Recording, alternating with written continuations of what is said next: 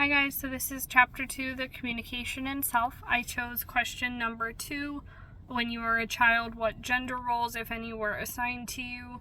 So I'm from a very small Midwestern town in Wisconsin, so it's still pretty traditional gender roles. My mom ran a daycare out of her house so that she could take care of us during the day, and she also worked an additional job to support us. And then my dad worked in a refrigeration factory where he still works today. As far as gender roles, the Midwest, everybody grows up hunting and playing sports, so it's not really a lot of enforced gender roles when you're growing up. Everybody ends up doing hunting. That's pretty standard.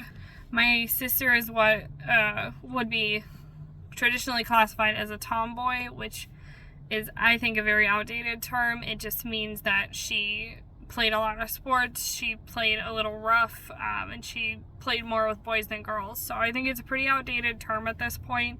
And I think it actually affected her when she ended up coming out to us 2 years ago. I think it delayed her coming out to us because she was worried about that perception that she's had with people that she grew up with, that's how they would classify her. So I think it definitely delayed her coming out, and it affected her mental health. Like, just labeling her that term actually deeply affected her. As far as toys we had as a kid, we had the traditional like plastic playhouse, plastic kitchen set, plastic food. So that's what the girls played with a lot. We played dress up a lot with all our costumes.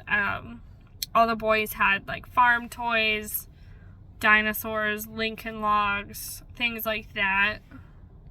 Now that I think back on it, I think my parents were actually pretty relaxed about gender roles, and especially after my sister came out, I think she was very concerned that they would be very judgy of her and not very understanding, but they actually were super understanding. There was no problems when she came out. Like, everybody was very supportive, asked whatever questions they had, and it's been really good ever since.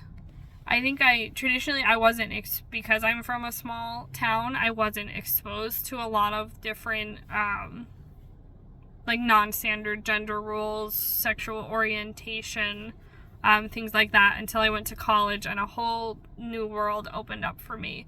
I learned so much about how to address people, how to communicate with people on their comfort level.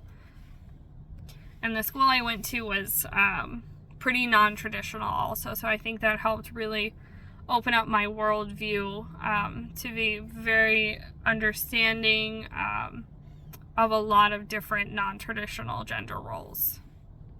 I still, unfortunately, find in a lot of the work that I do, because I'm a medical assistant, that is pretty woman-dominated still. There's not a lot of men that work in that field, and I ended up getting locked into some positions as far as like medical assisting and administration. It's really hard still in the workforce to break that mold of the gender roles, but we're working on it.